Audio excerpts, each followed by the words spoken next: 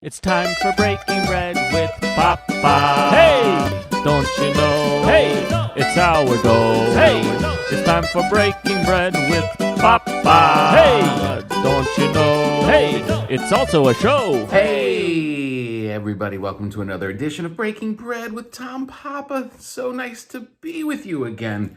Oh, this is going to be a good show. I'm so happy you're here. We've got Gabriel Iglesias on the program and the very talented Matt Walsh. This is very exciting. I hope you're doing well. I hope that you are enjoying yourself as we dig out of the quagmire and make our way back to normality where we can get out and do all the things we used to do. But I have to say I'm pretty excited because not only am I hopeful of where things are going, but I also it's almost like I'm cooking more because it feels like I know that the end is near. Not the end of times, but the end of the time that we're going to be able to spend in our kitchens forever. Am I wrong? Am I wrong to be thinking that soon we're just going to be going out and never be in our kitchens again? I don't think I'm wrong. Thank you for subscribing. If you haven't subscribed, please subscribe.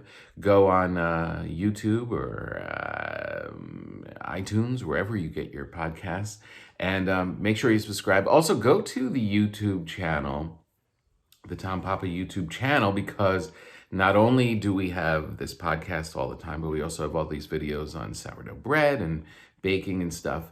And we are putting new content up there all the time. And we have some big plans. We're heading into some new videos that we're going to be uploading soon. So if you head over to there now and you subscribe, you will be alerted of the getting baked stuff, which is where I show you how I make all the stuff, and you get these and stand up and all the rest of that stuff. Getting baked is the tutorials on actually making the sourdough bread, and also what else we have on there? I think pretzels and a whole bunch of stuff. And we're going to do more. And it's called Getting Baked, so maybe we will. I want to thank our sponsor for today's show. It's Papa's Sourdough Bread. It's the bread that I make. It's the bread that I bake. It's the bread that I deliver. And if you live near me, you are a recipient of Papa's Sourdough Bread. It is crisp and crusty and delicious and earthy and great with toast, with just simple butter. Sometimes on its own, you can just enjoy it. Papa's Sourdough Bread. I make it, I don't sell it, so you can't have it. I hope that's not too rude. I'm trying actually to figure a way where I can ship it, because I think shipping bread to strangers might be a problem. I don't think it's probably smart. But if it's people that I know, it's just very difficult to ship. I just wanted to send it to my daughter at school, and it was like $100 to ship one loaf of sourdough bread. Last night, just before we get to the big interviews, last night I made a big pasta Sunday dinner. I was in the kitchen for hours. It was delightful. I had wine, and I was pretty simple sauce and from scratch, and then some rigatoni, delightful, garlic bread, delightful, and then dove into fried zucchini. Ooh, I took the Dutch oven, put some oil in it, a good amount of oil. It's kind of shocking how much oil you have to use for this kind of stuff. And then just took the zucchini, which I didn't know. Actually, you've got to really clean these buggers. The soil can get through their thin skin pretty easily, so you've got to soak it for a good 20 minutes in water and then give it a good scrubbing and get all the crud out of it. Slice it into sticks, about 1/4 inch sticks. And the frying of it was literally just flour water. You just take this flour, sift it into a cup of water, and keep stirring it, about 2/3 of a cup, and just put it in gradually, and it turns into like almost a sour cream kind of a consistency. Dip the zucchini in that, put it into the fryer. Oh, holy Toledo. A little lemon, a little salt, Showstopper on the Sunday night here at the Papa household. I recommend it. I recommend. It's kind of fun to fry big stuff. Made me think I should go get a chicken and throw that in there. I don't really fry that much because I had a couple accidents. Nothing life-threatening, but thank God I was wearing glasses. A lot of out of control, too shallow of a pan, too much oil, too hot, throwing stuff in, kerblooey. But if you have a Dutch oven, a nice big thing, you can put it in there and be protected and kind. And yeah, it makes me want to throw a chicken in there. I hope you're doing well. I hope you're cooking as well. Today we have the great Gabriel Iglesias, aka Fluffy. Gabriel is such a nice guy, lover of food, and we have a great conversation. He is massive, popular stand-up comedian. He has over like 23 million fans on social media. He sells out arenas, tours around like a rock star in tour buses. And it is well deserved. He's just one of those guys that is totally unique, so fun, just his own thing, and just joyful. He's just one of those joyful comedians where you just kind of go and escape and just have a good time. He's really memorable. You see him on Netflix. He has his own show called Mr. Iglesias. I don't think they really do it like as seasons. There's a whole bunch on there. Just go to Netflix. You don't need to know if it's. I think it's probably the amount of 3 seasons, but it's his sitcom, like a multi-camera sitcom, and there's some other comedians on it. Very good, but really it's his stand-up. I definitely recommend that you enjoy his stand-up. And then we'll take a quick break and grab a quick bite with Matt Walsh. Matt is one of the founders of UCB, and he used to be theater, which I think is still going on. And he is so damn funny. He's been a part of every comedy made from 2000 on. He is in it. It's insane. Hangover, Step Brothers, Old School, Elf. I mean, he appears. I was watching Get Hard the other night with Will Ferrell and Kevin Hart. Matt pops up. Anytime there's something funny going on, Matt is going to have a scene in it. It's crazy. He's so good and he's so subtle. And I really was excited to give him a call today because he was one of the first people during the beginning of the pandemic last March. We connected. Everybody had run out of flour. Everyone was panicking. No one knew how they were going to make bread. I grabbed some sourdough starter and a loaf of bread and head over to Matt's house.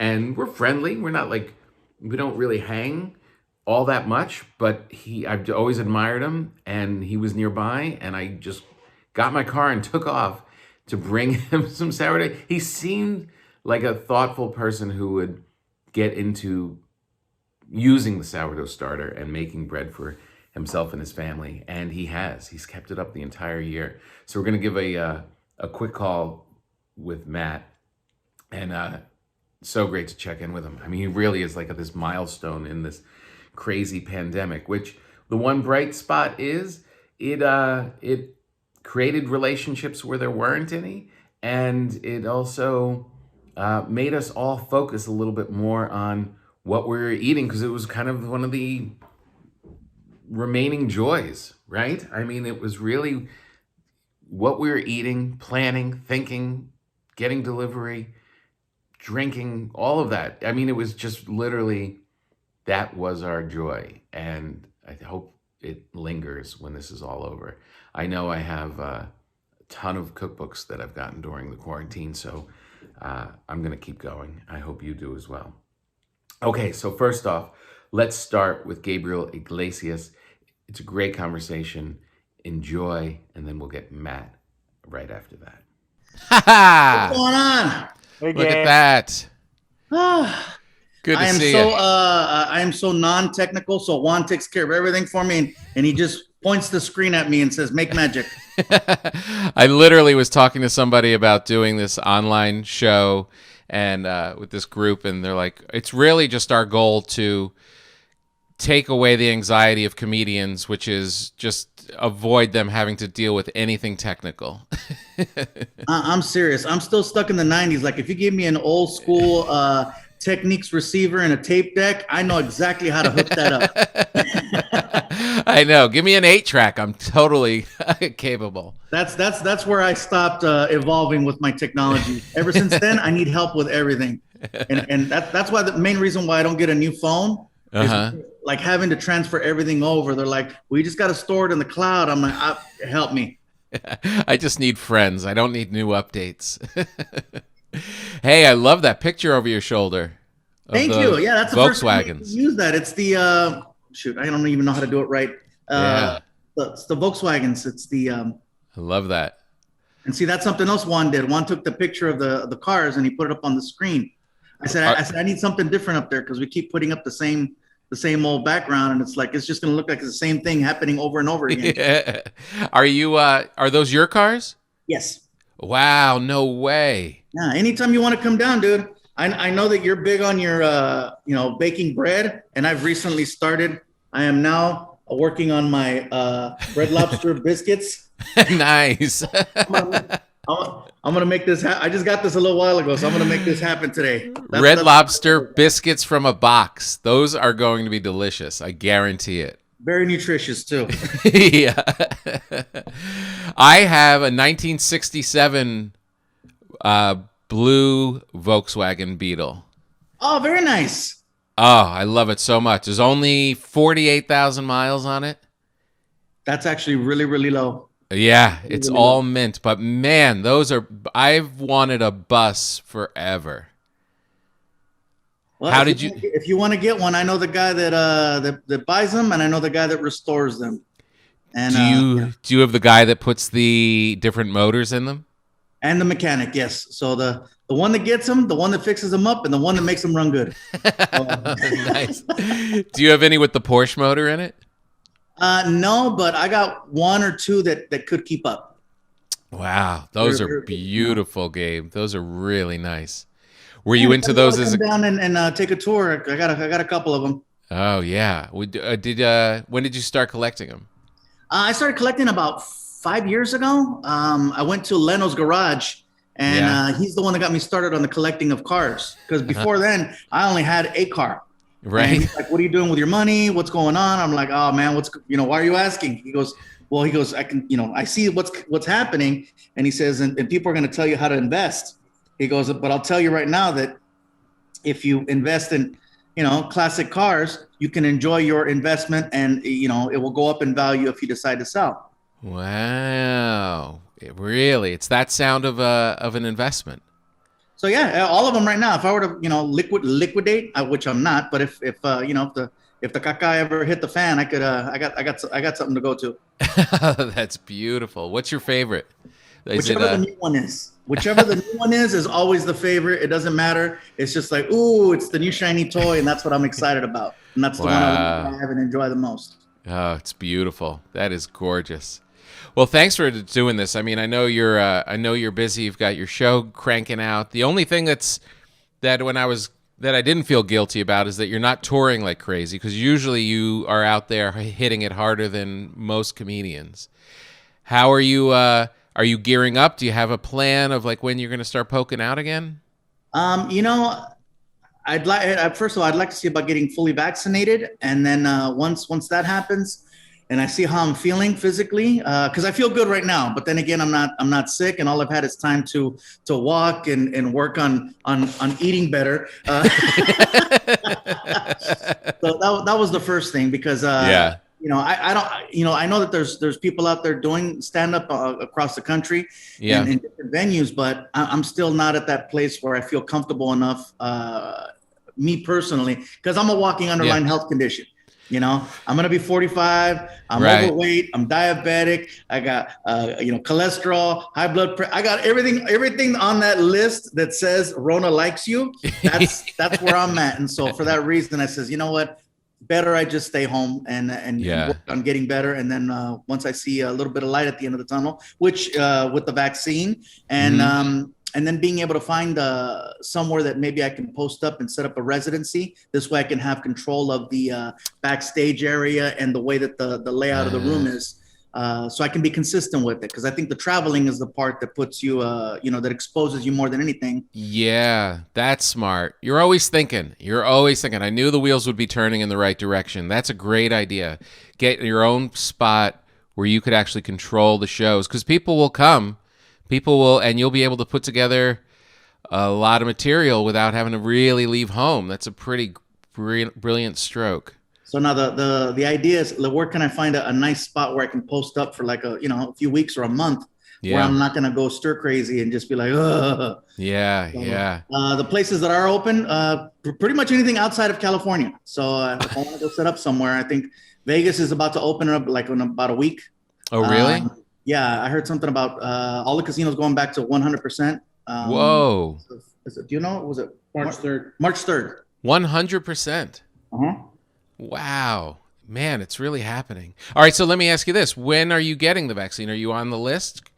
Well, being that I'm an underlying condition, very soon. Yeah, I would think so. Very, very soon. So, I was just listening to a report on the radio before we sat down about how in the San Diego area that they're really trying to vaccinate minority groups, because they are the people who are out there working, and they also have underlying health conditions that they're greatly affected. But all of the sneaky rich white people from LA are copying the codes and jumping the line, and the people that really need it, and they're really desperately trying to get it to these communities, are being outfoxed by the people who have free time, are on their smartphones all the time, and can go in and get it, and it's become a real problem.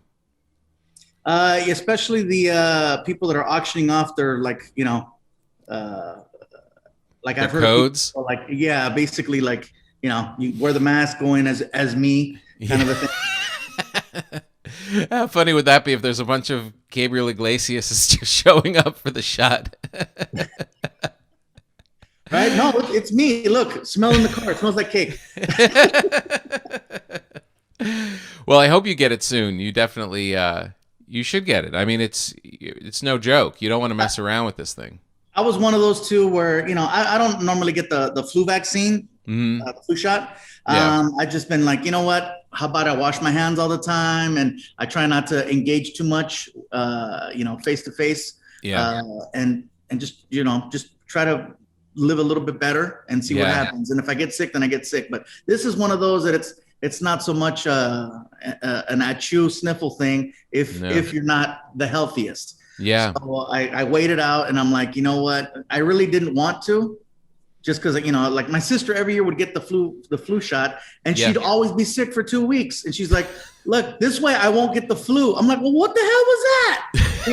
Yeah, right. Like 8 boxes of Kleenex and like I don't know how much Vicks. I could have done that in 3 days, Yeah, I'm still at work. Yeah, so in this case, it was like it just makes more sense to go for it, and whatever I got to face down the line, because everybody's gonna warn you. Oh, well, they might have implanted something, or something might be in there. The way I see it, hey, I've had an incredible 44 years. It was awesome, and if it goes away tomorrow, so hey, you know what? It was a good run. No way. That'd be way too early. You gotta respect this thing, and you gotta get the vaccine and get it done. I talked to Brian Regan earlier because he has a new special coming out. Yeah, it just came out at midnight. I haven't seen it yet, but I saw the promos for it. It's really good. Yeah. You're gonna be impressed. It's really good. But he got COVID because he was running around touring pretty heavy to get ready for the special. And it was no joke. He was like checking his oxygen levels. It wasn't just one of those like asymptomatic, didn't affect him. And he's it's not the greatest shape, but he's also not somebody that much older. So you definitely don't want to get it for sure. Yeah. So I'm in all the way. Yeah. All right, let me ask you this, because we've talked a lot. We're good friends. You've come on my shows before, and we've hung out at clubs and stuff, but I never really got to ask you about your growing up and where you came from and what you were eating when you were doing it. I believe, and I apologize if I'm wrong, but I believe you were raised with like 5 or 6 brothers and sisters. 4 sisters, 1 brother, but they were all much older and out of the house by the time I showed up. Okay. There's I want to say a 14-year gap between my sister and myself. So pretty much, it was like growing up an only child, and then these people would just show up and visit and talk smack about how they didn't have their own room. So, oh man, you were like beyond spoiled. It wasn't bad. When you're the last one, when you're the baby, you get all the attention, and they all had to go to Catholic school in Mexico, and I got to chill here. And so my mom didn't send me away. She's like, no, I actually wanted you. So that's amazing. It was a great childhood. It was just my mom and me. My dad was out of the picture. He came back into the picture probably about 10 years ago. Oh. Showed up to one of my gigs, got in line to do the meet and greet like everyone else. So I got to respect him for that one. Whoa. He didn't try to cut the line like, you know who I am? No, he got in line like everyone else. And the funny part is he was actually holding a DVD. And I'm like, everyone in the line is holding a DVD for me to autograph it. I'm like, well, what am I going to write? Yeah. Did you have any idea he was in the audience? You know what? Someone had tipped me off early on. It was actually at the Comedy Magic Club. It was Richard, the manager at Comedy Magic Club. Yeah. He goes, hey man, there's some guy in the audience telling everyone he's your dad. And Whoa. I'm like, and I've heard stuff like that before. Oh, there's a family member in the audience. Someone's claiming to be such and such or such. Sure. Trying to get backstage, trying to get a picture, trying to, in the beginning, I'd fall for it all the time. And then I'd question them, well, who do you know? Or how are we connected? And they're like, hey, man, I was just messing around. Let's take a picture, Yeah. So I just figured it was someone else messing around. And so I already had that in the back of my mind. So I'm always looking at the line when I'm taking pictures and signing. You want to see how many people are left. And I saw a dude and I'm like, it clicked just like that. I hadn't seen him since I was, I don't know, maybe 5 years old. Whoa. But yeah, the eyes, I connected right away. I was just like, yeah. And so I freaked out and I had my manager pull him out of the line. And we wound up getting together a couple days later and just, catching up. And I didn't have any anger towards him like I did when I was younger. I mean, I'm all grown up now. Life turned out well. And my father was an entertainer, a touring. No way. So what did he do? He was a mariachi. Really? So, yeah, that's how my mom met him at the club. Oh, of course. We did the set. Hey, what you doing after? Sure. So I understood, and I had a better, just a better overall of him. Yeah. Now me being, who I am and what I do, and it's like, all right. So the conversation was a lot easier. It still was one of those, hey man. I could have used you back when I was a kid, but I get it. I get it. What was that a tricky road as a kid? Like trying to make sense of that? My mom was so badass. She did everything, So I mean, whatever conversation I needed to have, there was no conversation that was off limits. She made sure that I understood right from wrong. She made sure that I knew how to be respectful and caring, and just there was nothing that she didn't handle. So I you don't know what you're missing. Yeah. If you don't know what you're missing, but now that I'm all grown up and everything, I wasn't missing anything except for just that person there. That hey, Dad. Yeah. Just to make the logic sense of it all. Mm-hmm. So every year I would give my mother a Mother's Day card and a Father's Day card. Oh, really? Yeah, she thought that was the coolest thing. I get, hey, Mom. She goes, that's right. And if he ever shows up, you don't give him my card. Oh, she must have been. How did she react? She was a little pissed though when she found out that I reconnected with him. Yeah. First thing she goes is, who looks better? And I'm like, are you kidding, Mom? Because my mom was she was older than my father by a few years. So I'm like, Mom, you're older than him. It doesn't matter. Who looks better? That's what she wanted to know, was who looked better. Like, he looks fine, Mom. He looks okay. That's funny. But she was okay with it. She was, it was fine. I did ask my mom if she would be willing to take a picture with my dad and me, so it could be a so I could have the three of us together, just to have that picture. Sure. It was not about it. She's like, no, oh, didn't want to see him. All right. My dad was cool with it. He's like, yeah, sure, let's take a picture. Yeah. Like, okay. But he, of course, he's got more energy. He was doing mariachi and running around. She was doing all the hard work. Was she a good cook? You know what? I've had many dinners at other friends' houses, and on a scale of 1 to 10, no, my mom, that wasn't her strength. My mom's strength was the way she raised me, her level of discipline, and just how badass she was. But cooking, her big thing was tamales. She would make tamales, and not to be stereotypical, but this was a Mexican mom who made tamales every year for Thanksgiving and Christmas. That was her thing. And then everything else was, was just pretty regular. Yeah, just there get were you certain fed. food, like my mom would make me scrambled eggs with cactus. Scrambled eggs with cactus. Yeah, so it's in Spanish is nopales, and so you take the cactus and you dice it up in tiny little strips. You cook it and you mix it with the eggs, and it's. I know it sounds like something you'd eat on Fear Factor, but growing up, I didn't know, and I'm like, okay. And sounds good. No. If I smell it or you taste it, it'll make me think of my mom, and then I'm like, okay, I'm good with that. And then I'll. It's not good. You don't like it, man? Yeah, no. No. So when you ask if she was a good cook, her drive-through skills were way better. All right. So here's a question. I was talking to somebody from Texas, and they kind of dissed me a little bit when they were like, we were talking about Texas and Southern California, and they said, yeah, it's cute that you guys think that you have good Mexican food. And I was like, all right, I need some. I'm here with the question. I needed somebody who really knows. All right. The most legit Mexican food, of course, is going to be in Mexico. But being that LA is like the capital of Mexico. Yeah.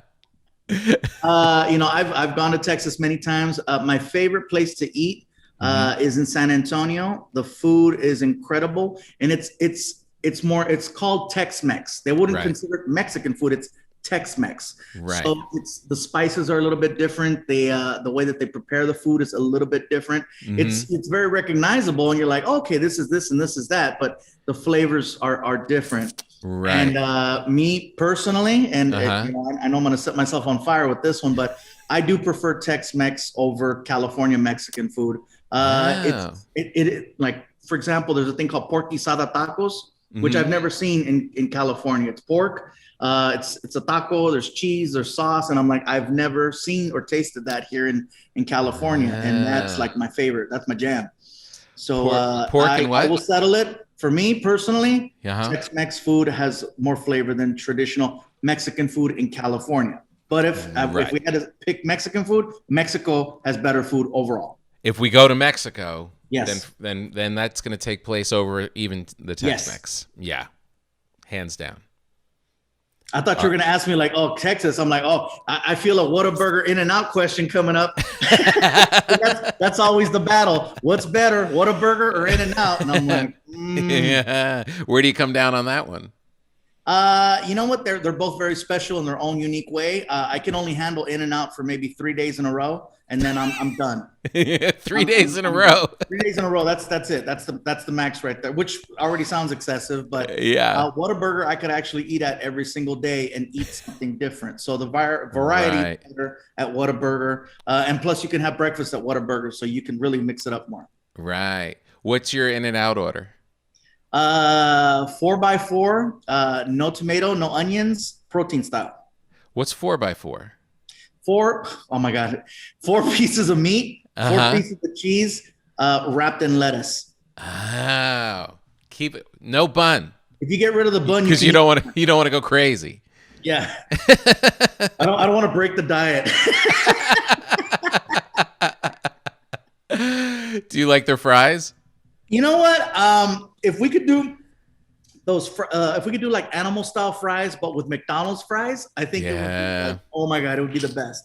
Yeah. In-N-Out fries are okay. Right. But for some reason, McDonald's, I don't get it, because McDonald's is like it's not, McDonald's is McDonald's. Right. Yeah. So clearly we're not asking questions. We don't really need to know what's in it. Yeah, but for some reason they got their fry game down. They really do. They really can't be beat. So when you're out on the road, how do you eat when you're on the road? Are you a eat before the show guy? Or are you I see you, I'm just guessing, but I see you as, we do the big show, you've got all your buddies with you, there's a big meal after the show. That's exactly the way I do it, and that's probably the reason why I'm paying for it today.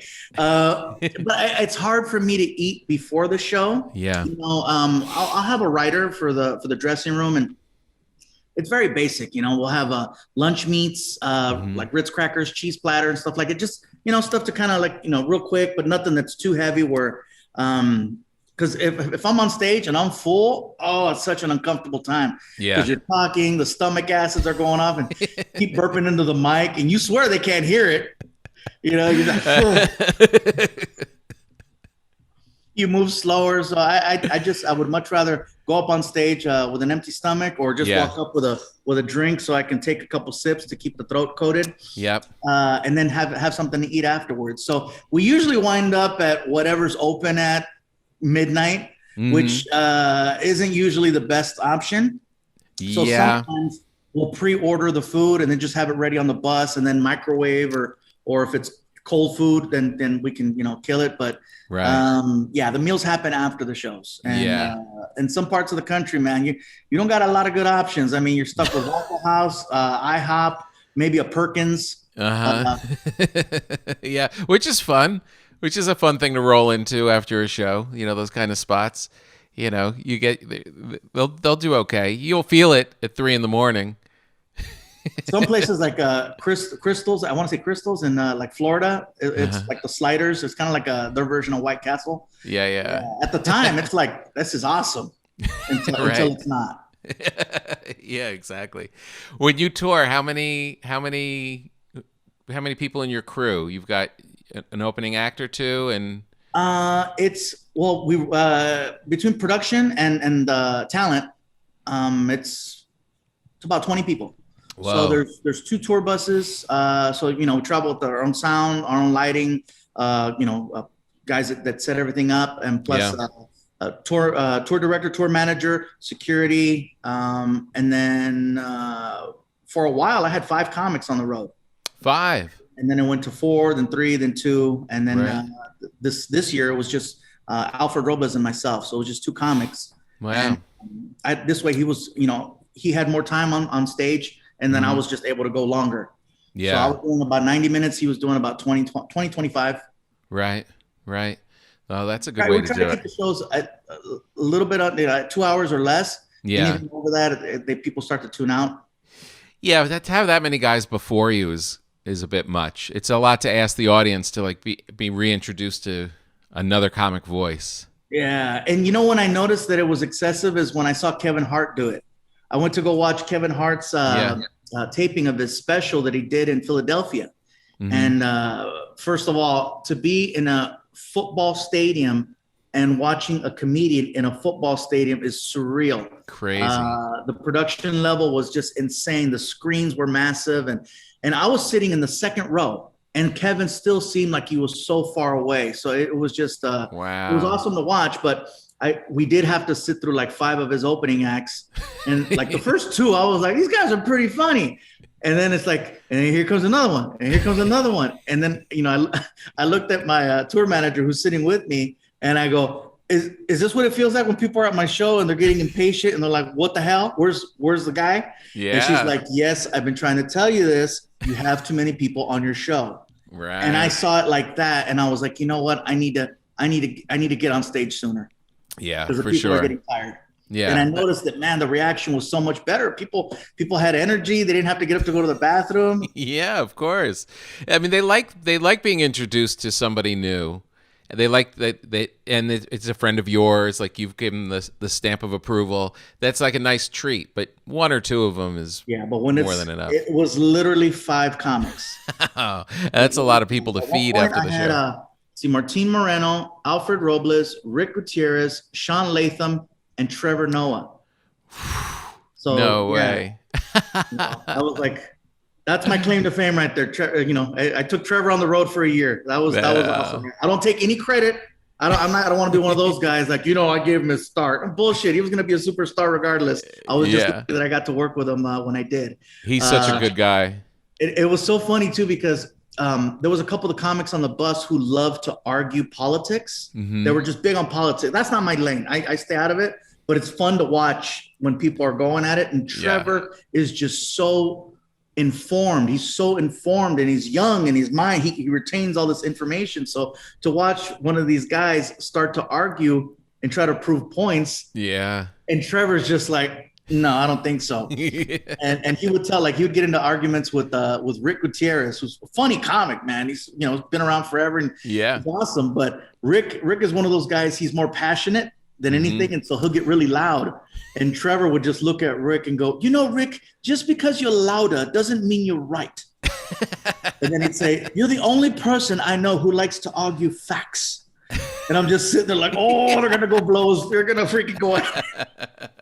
So when I saw Trevor last year at his show, before everything went down, I told him, I said, hey, all that time you spent on the bus arguing with Rick prepared you for the Daily Show. He goes, my word, yes. Oh, that's great. He's a really good guy. On the road, it was a lot. It was a lot. That is a lot. That is. So where are the spots that you really like to eat around LA? Like if you're banging around and doing spots or just seeing friends? If I'm gonna go do a set somewhere, usually I like going to the Haha Cafe. Yeah. And Jack and Terry have always been super nice to me, and just I walk in and they're always offering, like, are you hungry? You got to try our latest thing. And so they're always giving me like, oh, the chef just came up with this. You got to try this. And so I was always like their guinea pig stomach. And so there I am eating, and again, I don't like eating before I go on stage, but I'm not going to say no to a free plate in my face. So the food there has always been awesome. And I think it's, more people should, if they're open again, go check it out, because they have a really, really good menu of food there at the Haha, and the service and everybody's super nice. Yeah. It's so funny, because that answer is the same answer I give people when I'm in New York. It's like people think that you know all these spots, and you're like, upstairs from the Comedy Cellar, the Olive Tree, they've got great wings, because that's the only place I go when I'm in New York. I'm not going to really a lot of restaurants. I'm just at the club and eating what I can before I go home. And again, at end of the night in Hollywood, I usually wind up at Pink's, and I know that sounds very touristy, but they're open late, and it's what you're getting, and it's always great. The reason why those lines are long as comics, usually the hours are messed up when we're eating. I wish I could say that I made better choices. But you enjoy it, and you've never been. You don't, and you do take care of yourself. You don't party. You don't like.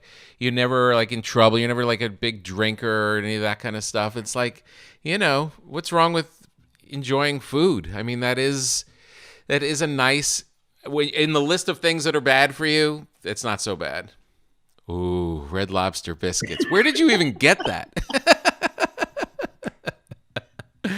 He's holding up. If you're only listening, he's holding up. Sorry. I did a joke a few years ago about Red Lobster and how my son was offered a job at Red Lobster, and as soon as they offered him the job, I was like, I'm gonna get free biscuits, and then he said no, and then I was like, come on, you should get the job, and his mom's like, let him make his own choices, and I called her a biscuit blocker.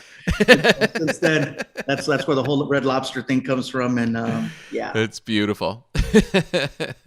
But I am a fan of Red Lobster, and they actually heard the bit. And when I was in Florida, I was invited to go to the Red Lobster testing facility, which is right down the street from the arena. And no way. I got to go in there, and they let me make biscuits.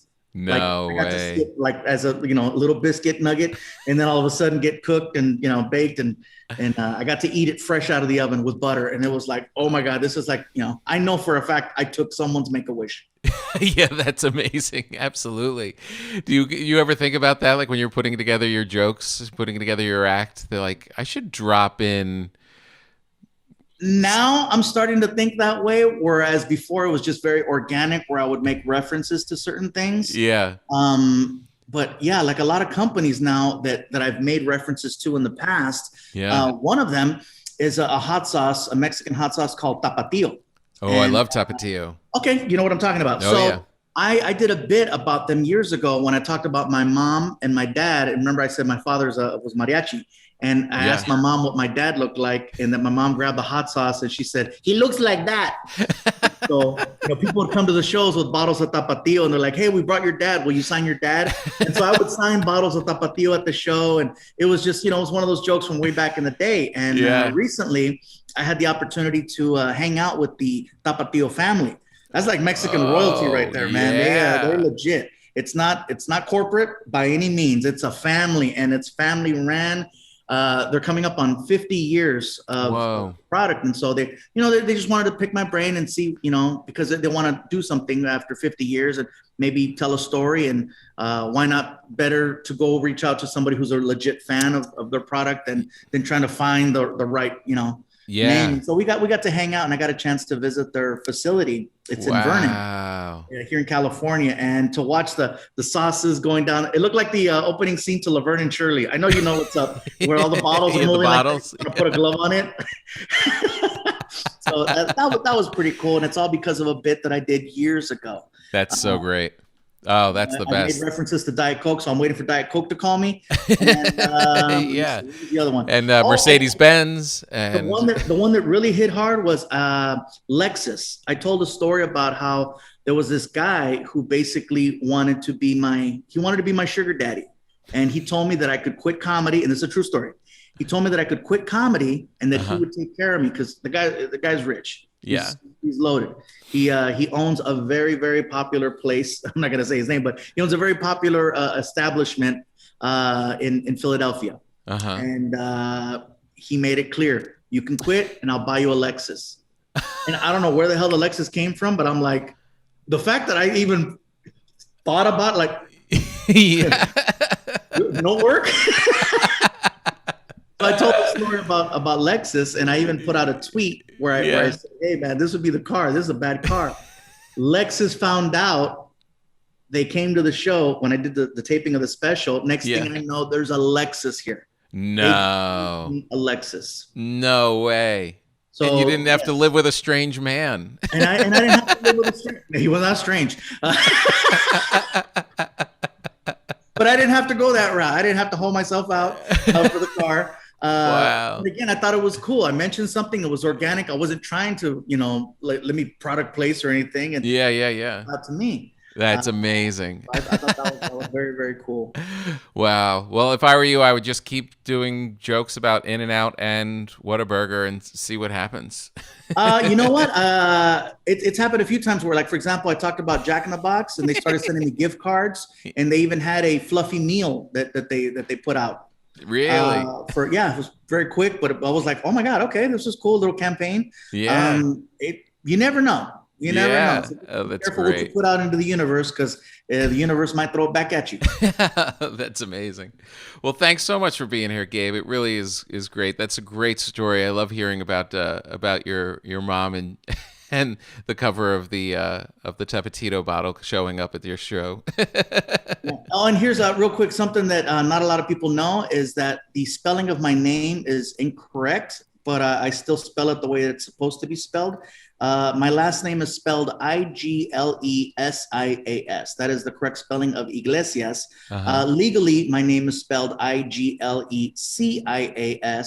And that's because my mom did that intentionally, because my father was at a gig instead of being at the hospital when I was born. And he was so proud of his last name that she said, in spite, I'm going to change the spelling of it just to mess with him. So my dad wasn't there when I was born. He was at a gig. And for that reason, to this date, I still pay for it in my taxes, when I go to the airport, when I'm filling out any legal forms. I always put S, and they always go, wait a minute, it doesn't match. And so I'm always having issues with, you name it. I've missed flights because the TSA guy at the gate goes, no, man, the spelling's off. Go back and get one with the spelling.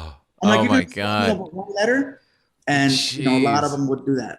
But Gabe, You must give thought at some point that you are that guy in a way. You are an entertainer. You have missed things in your life because of a gig. That is, it's kind of amazing that he didn't raise you, but yet you have that same entertainer streak in you. And that's when they say it's in the blood. Yes, I firmly believe that. Yeah, amazing, isn't it? It really is. That's like when twins meet after being separated. You're like, oh, we lived the same life. It's a pretty amazing thing that it's in your blood that way. So who knew? Yeah, so crazy. Well, you're the best. I love seeing you. Thank you for spending time with us. And whenever you figure out what theater you're going to be holding up and going to work on stuff, give me a call. I'll come by and I'll do sets with you. Definitely. Oh, I would love that. That'd be freaking awesome. And I want to taste your bread, dude.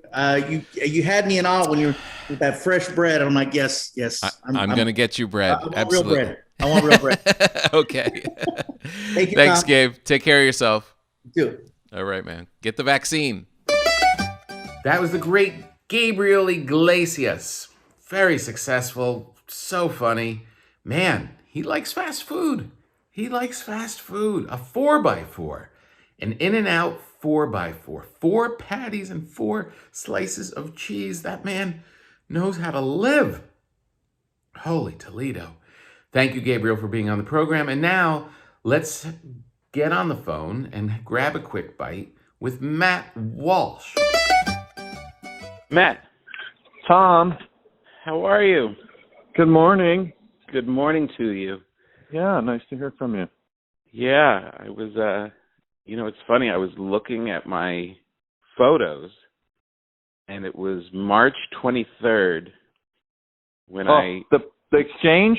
When the big exchange, as it's known in the press, the big exchange. Yeah, you were so sweet. You gave me some of your starter, and I named it Dovid-19. Good fun. That's a good one. It's amazing. And I've been regularly baking a sourdough every week or two. Easy. Wow. So you kept it going. That's amazing. Yeah, what's amazing too, you'll appreciate it. I literally made my best one this weekend because our oven broke, and I went to my brother's house, and he has a much better oven, and I never realized it. The difference, like a really fully circulating, evenly burning oven. Anyway. Yeah. Do you use a Dutch oven?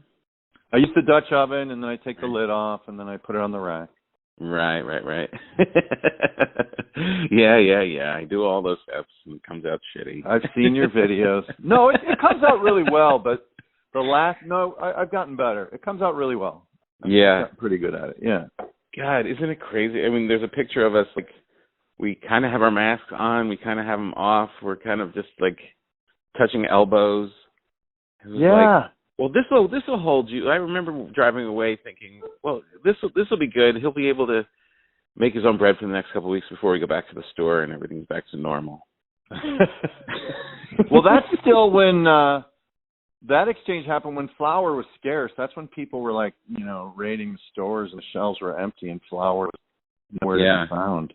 Yeah, and it was like, oh, if I should give you a little leg up and put you in the prairie life, is where I live. The prairie life, where's that? That's when you just, a lot of times people picture the prairie as like, in Kansas or something, but I see it in the valley, San Fernando Valley. As long as you have a glob of sourdough, you're kind of a prairie guy. Okay. How have you held up? Have you been working?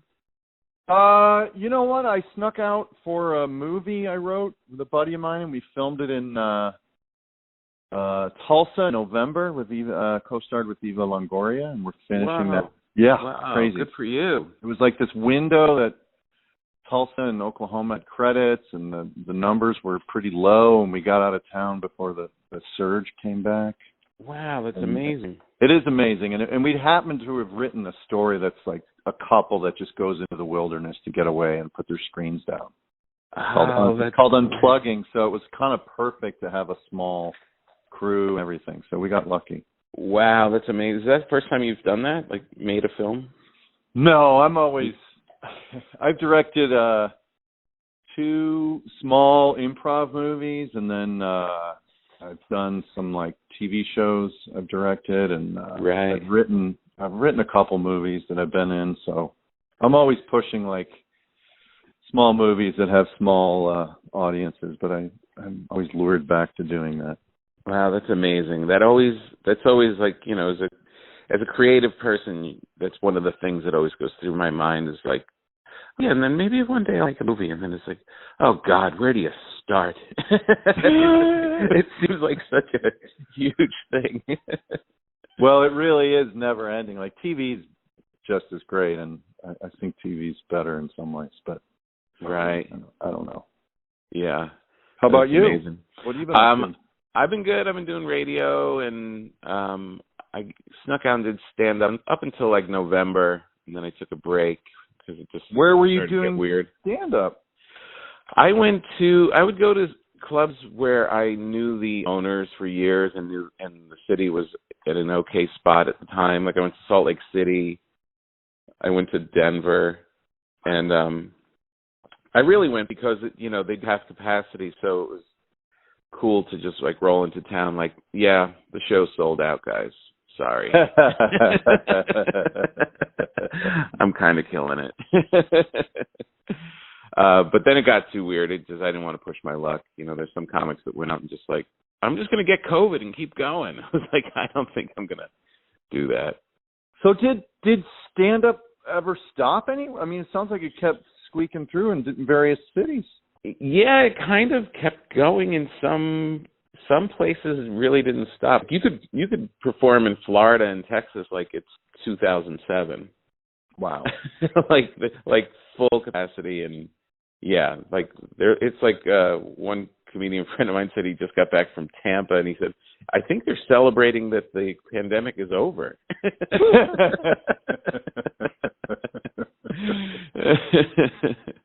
Pretty amazing. It is. So have you funny? Have you cooked anything else other than bread? Have you like cooked more during all of this, or has that been your main thing? Yeah, I sort of have taken over dinners, you know, to help my wife because I'm around. Obviously, we're all sort of locked down in our little compound. So yeah, I'm not bragging, but I'm pretty great at just about anything. Like, simple. I can follow a recipe. Like I made some some tomato jam that my friend told me, like some New York Times recipe. Like I've gone into like weird stuff, which is kind of like chutney in a way, but really good. I do a lot of. Speaking of sourdough, I always take the extra like starter and like make like a scallion pancake. We have like scallions in our little garden, and I'll chop some scallions up and then make a little scallion pancake out of sourdough. Oh man, that's right. I remember you sent me a picture of that. Yeah. And then I'm pretty great with like stews and chilies and spaghetti. You know, nothing fancy, but I can sloppy joes. Nice. You know, and then if it's but nothing. I guess not like 4-star restaurant quality stuff, but I am pretty solid. Yeah, but that's good. That's a good. Yeah, and I do a ton of grilling. Like I just made. You know, classic is just get something to marinate, you know, in the fridge for a day. Right. Get the grill going. I made a nice some steak and chicken, and I've learned to cook salmon and fish on the grill. This is amazing. So, well, I think pretty good. And then I got like all these like spices and rubs for Christmas that I sort of been using from my I think my brother sent me. Wow, that's amazing. Are you thinking of not getting the vaccine so you can keep up your new career as a chef? I wish I could be a chef. That was that really sounds great. The vaccine. Can I do both? Can I get the vaccine and be a chef? Yes. If you do that, then you can invite me to dinner. I would love to. Yeah. That would be great. Yeah. Can you imagine that we'll be able to sit inside and eat across a table? Yeah. And you know what's interesting is when we were in Tulsa, we did eat a meal inside a restaurant. Mostly we would get takeout, but there was a restaurant that we were like the only table in, and we were able to eat at a table together, which was strange. Yeah, that is bizarre. That was back in November. But how about you? Are you cooking more? Yeah, I'm cooking like crazy. I'm doing the same thing. It's like, I'm just like, I've got I think I get like every other week I get a new cookbook from somewhere that just sounded cool. And last night I made a big rigatoni dinner with some fried zucchini on the side. It's like I'm literally at the point where, like, on a Sunday, I just figure, this is a day I'm going to be in the kitchen all day, and I go in there around 2 or 3 and don't come out till like 7. And I kind of love it. It's just noodling around and listening to music and drinking wine. Awesome. Yeah, it's been pretty great. Are you good at, because what I don't do well is meal plan. Like, in other words, my wife does the grocery shopping, so the way I cook is, I actually worked in a bed and breakfast in France for like 3 weeks when I was traveling as a young man. Wow. I slept in this like bed and breakfast, and I had to help for free. I had to help the lady like cook breakfast and lunch for the patrons. That's great. She just taught me how to like she didn't even speak English, but she taught me how to open the fridge and see what you got, lay it out on the table, and then she would build her menu from that. So that's great. I don't meal plan. Like, I don't go like Sunday I'll have a nice pork shoulder ready and I'll have my zucchini ready. Right, you know what I mean? Yeah, I know what you mean. I was doing more of that, but now I tend not to go to the food store as often. Like, that's kind of like, you kind of plan it and then go get your stuff, but the same way, like, we'll go do like a big shop and then it's like, this cauliflower has like 1 day left, so I guess we're making cauliflower tonight. Yeah. You know? Yeah. But that's kind of a cool way to do it too, is just be like, all right, we've got to jump on this now, and then kind of research it and come up with something. I think you're getting a cookbook and cracking open a cookbook I like the ambition of that. I don't necessarily have that yet. Yeah, I recommend it. There's something cool. Like, my daughter literally walked through the other day and was like, "Are you just like reading a cookbook?" Because I wasn't cooking. I was just in a chair by myself flipping through this book. I'm like, yeah, it's not weird, is it? Yeah. But I like, because it immerses you in it, and you start to, they're telling you about where they came from and why they're doing what they're doing and cooking what they're cooking, and then it gets you excited to make it. It's I recommend it if you have the shelf space, because then it becomes a little addicting and you start ordering too much. No, that's a good. I was just thinking of pitching our cooking show.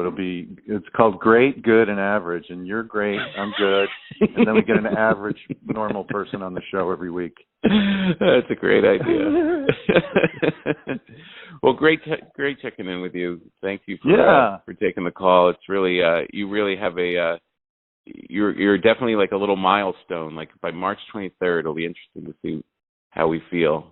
Because you were one of the first drop-offs of this whole crazy bread thing.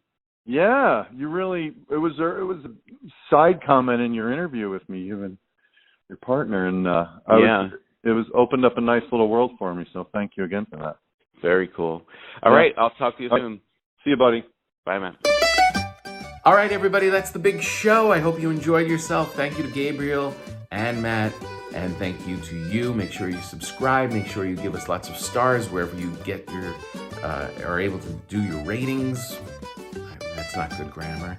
Wherever you can leave a rating. Thank you so much. Again, go to the YouTube channel. Make sure you subscribe on there, because there's more stuff coming, more videos and stuff about making scones and bagels and a whole bunch of stuff that's all coming down the pipe. You guys are the best.